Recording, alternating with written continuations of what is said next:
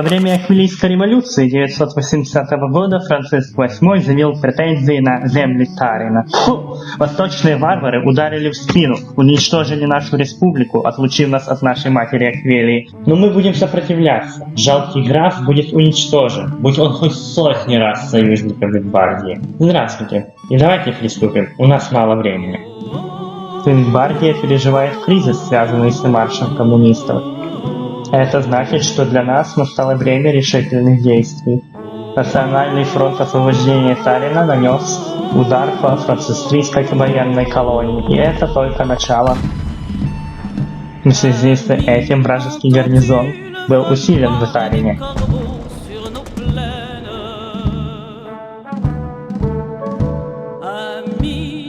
Витбардийские нефтяные компании отобрали имущество таринцев, а францисты не только не хотят помогать нашим рабочим, они в своем плане развития опираются на эти преступные компании.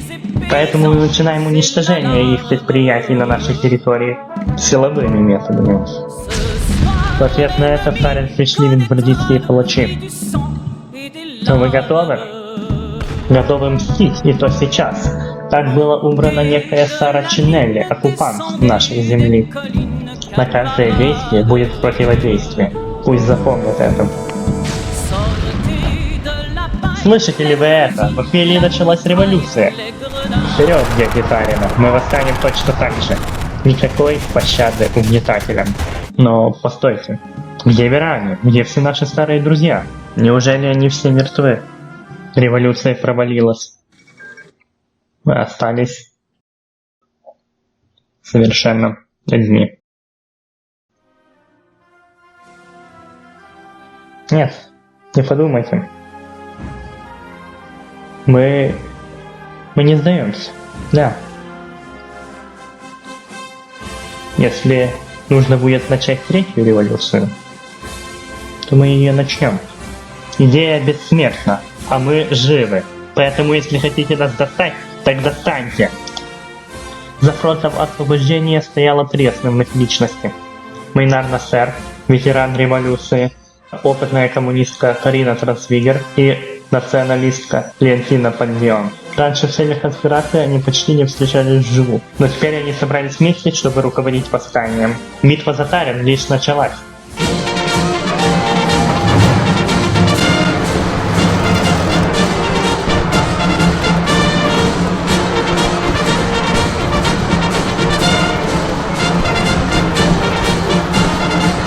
К оружию, гражданин!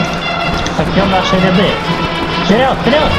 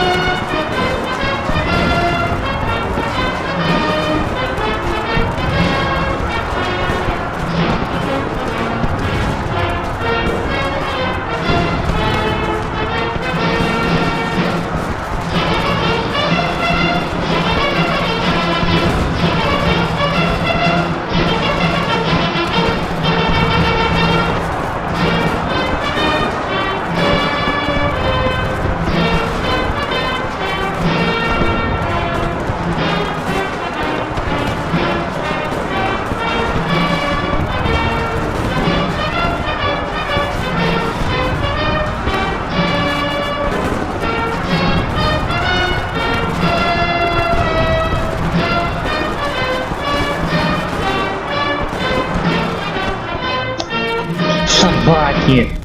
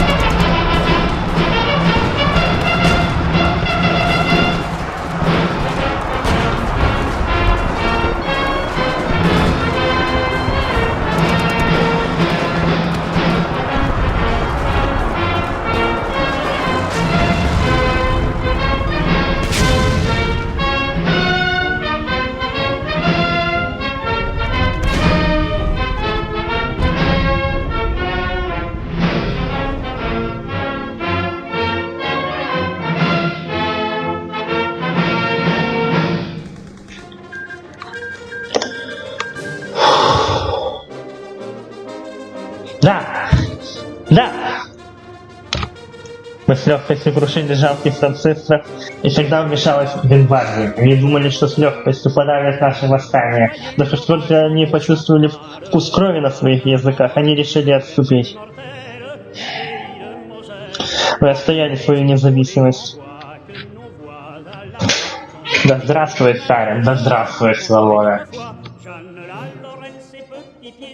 Кризис окончился, и теперь настало время выбрать нашего нового лидера. Значит, на демократических выборах, как и 20 лет назад. Тогда выборы были сорваны вторжением францискийцев, но теперь все хорошо. Маршал Мейнар Насер отдыхал на балконе, покуривая свою трубку. В этот момент к нему подошла националист Валентина Пандион с серьезным разговором. Она спросила, что будет дальше. Неужели мы продолжим борьбу за Аквилию, когда аквилистов не интересует Тарин и его независимость? Мейнар решительно ответил, что да. Тогда Леонтина задала более конкретный вопрос. Неужели вы хотите, чтобы Тарин был частью Аквилии и пожертвовать столь тяжело завоеванной независимостью? И она осталась недовольна ответом. Поэтому она будет баллотироваться президентом, чтобы отстаивать суверенитет Тарина. Встреча закончилась на этой неприятной ноте, но не стоит на нее злиться. Пусть все решит демократическое голосование. Долгое время наша социалистка Карина не появлялась на публике. Оказывается, она все это время работала над своей синей книгой, где она изложила свое видение социалистического будущего нашей республики. Что у нее тут написано? Я не особо понимаю, какие идеи могут сработать, но что же. Очень мало государств в мире уже пытались построить социализм, поэтому я не могу быть уверен. Что же, пусть выборы все решат.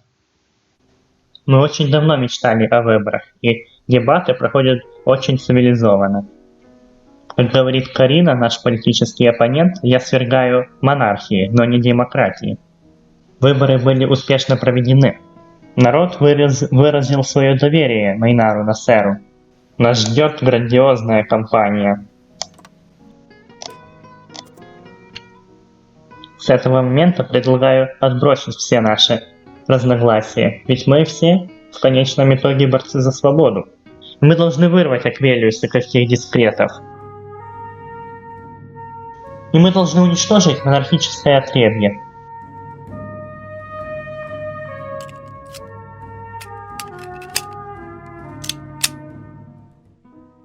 Теперь у нас есть независимость, но нам нужно, чтобы страны мира признали нашу независимость. Давайте выйдем с ними на контакт.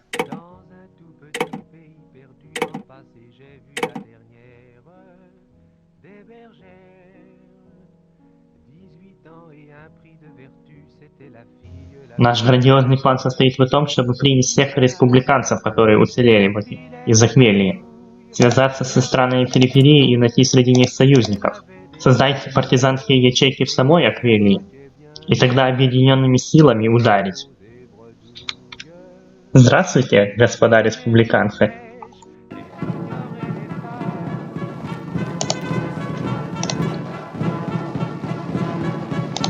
Больше нечего ждать. Ровно год назад была сокрушена вторая революция. Дискреты, час мести настал. Сколько бы вы не выставляли жандармов для своей защиты, сколько бы вы не замучили невинных в своих тюрьмах, мы доберемся до вас. Пусть берегут нас боги, да начнется третья революция.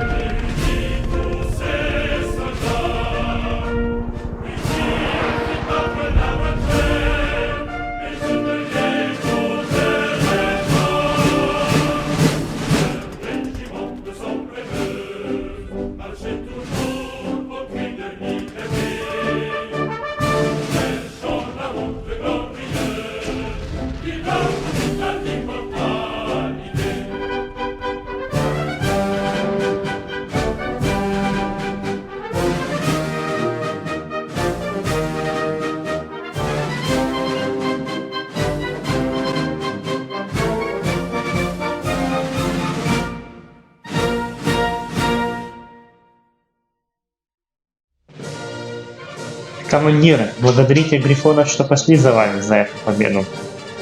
И почтите тех, что пали пытаясь. Минар Насер боролся за республику 30 лет. Но теперь, когда он выполнил свою миссию, он уходит на покой. Республика возрождена. А республиканцы вышли из подполья. Пора готовиться к новым свершениям. В эти бурные дни для Грифонии мы начинаем учреждение нового правительства.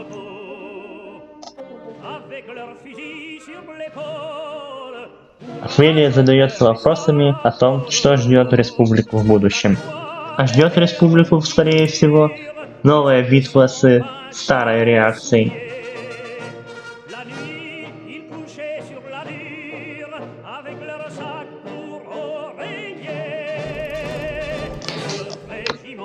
На новых выборах побеждает герой республики Теодор Верани.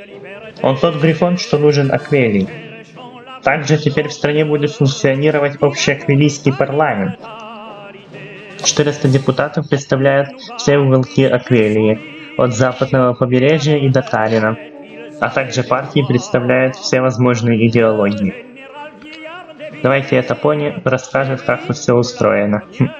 Чтобы принимать решения, мы можем заключать коалиции с другими политическими силами, гармонистами, коммунистами или националистами.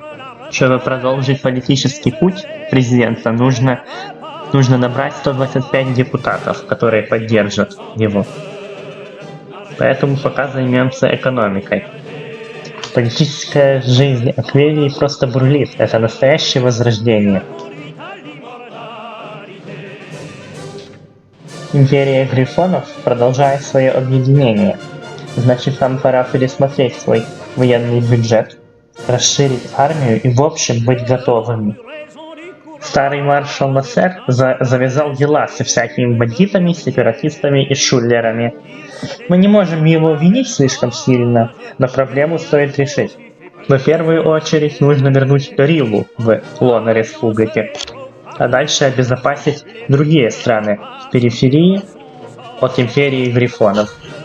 Да, нужно действовать на опережение, иначе не получится. Простите, соседи, но так нужно. Мы постараемся сделать это как можно более бескровно.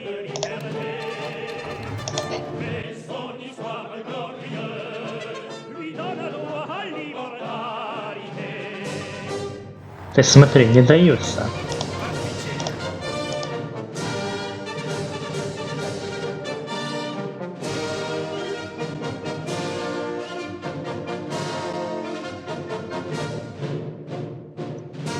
Да уж, если мы так будем воевать с Империей Грифонов, то ничего хорошего с этого не будет.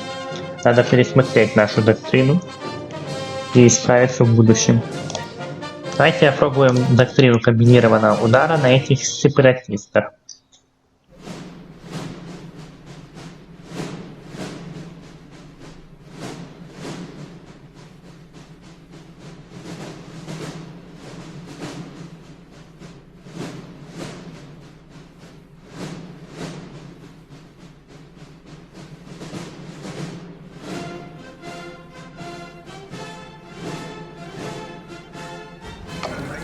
Отлично.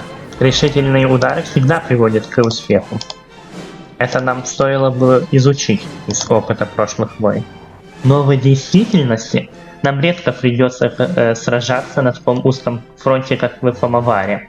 Поэтому, провев интервенцию в эти две страны, мы сможем получить опыт войны на широком фронте. Начинаем подготовку операции.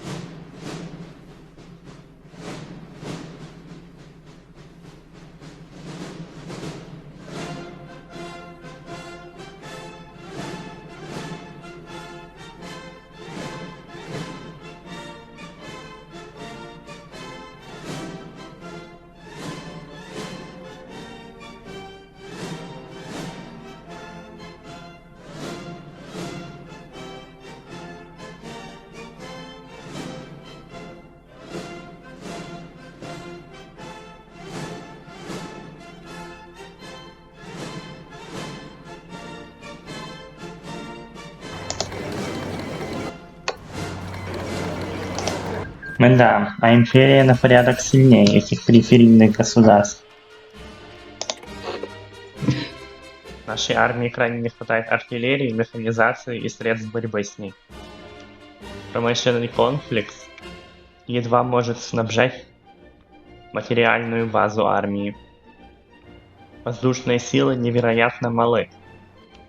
Фронт обещает расшириться еще на сотни километров вот тут и, возможно, вот тут. Морские силы не смогут прикрыть наше побережье от возможных высадок. Первый шаг сделан, проблемы осознаны, начинаем их решать.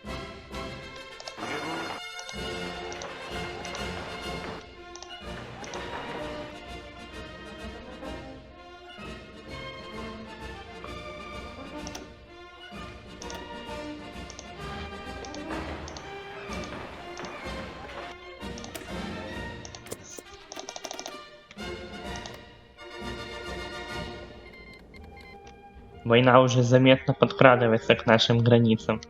Мы не останемся в стороне и отправим торговой федерации атташе, добровольцев и, возможно, даже ленд-лиз. Все для того, чтобы задержать империю грифонов. Огромные силы империи просто сметают республику. И самое ужасное, что они, скорее всего, захватят огромный флот республики. Имперцы отрезали нас от них. Похоже, мы даже не успеем им хоть чем-то помочь.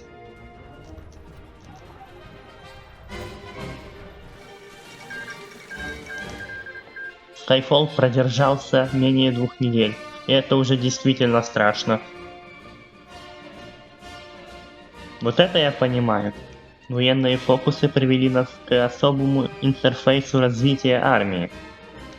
Тут надо выбрать, на каком роде войск будет приоритет. И я думаю, это будут танки. Давайте выберем танки.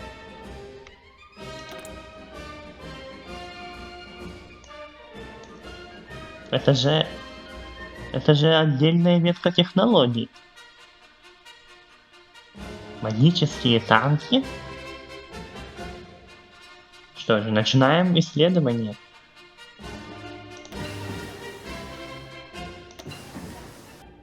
Для исследования этих технологий нужен опыт армии, который мы заработаем в войне.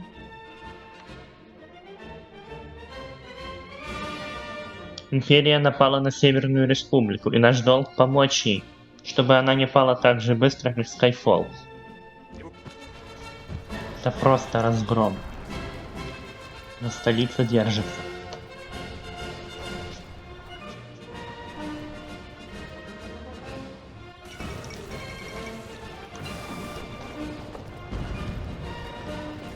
Империя превосходит их абсолютно во всем. Идут очень тяжелые бои, в которых мы мало можем помочь. Мы сами терпим большие потери. Главное не попадать в окружение и получить столько опыта, столько получится. Республика не выдержала и капитулировала. Теперь мы имеем огромную континентальную империю. Они даже не дождались нашего вмешательства в войну. Вот бы нам так не пасть, как эти все страны. У нас есть ряд проектов, которые помогут развить нам нашу экономику. Это хороший план.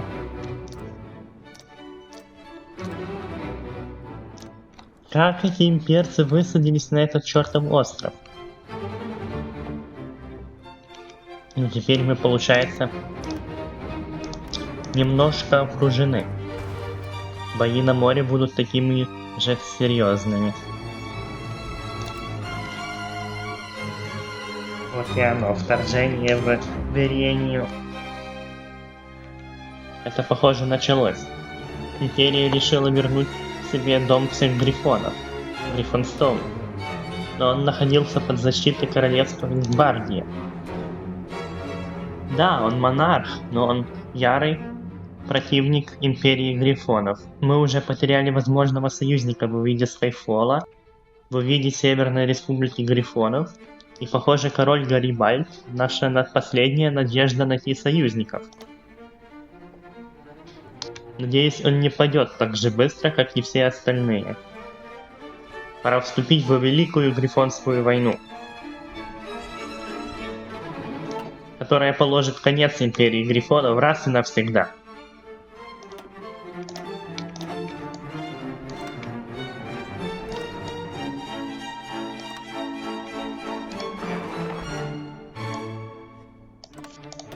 Écoutez.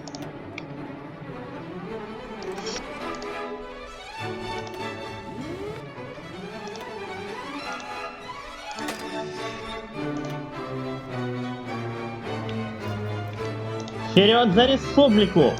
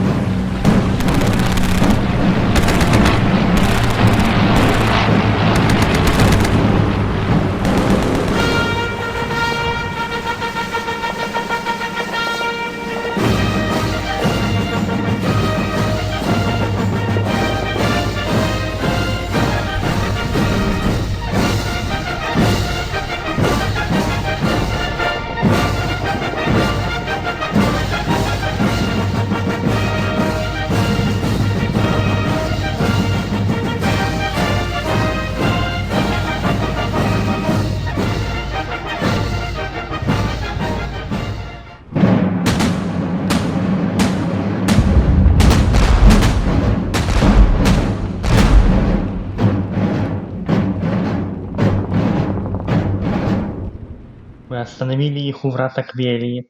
Наши войска триумфально вошли в имперскую столицу Гриффенхейм, забив последний гвоздь в крышку гроба империи Грифонов. На смену ей приходит раз и навсегда Республика Грифонов. Великое дело Республики можно считать победившим. Ура! Грифония еще полна монархий, королевств и всяких графств. Но мы все же надеемся, что за нас перестанут говорить пушки и орудия. И мы сможем, наконец, уверенно шагать в новый век.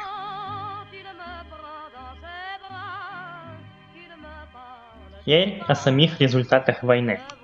Империя Грифонов была уничтожена. Ингвардия получила Гриффонстоун. Королевство Юдина, хоть и пало перед Империей, но оно сражалось точно так же упорно, как и остальные союзники. Поэтому оно было освобождено. И еще тут есть какой-то безумец, Арантигас II. Ну, он получил немного территорий, благодаря своему решительному наступлению. Спасибо за просмотр. На этом я с вами прощаюсь. Само обновление, вероятно, выйдет на протяжении этой недели. Au revoir.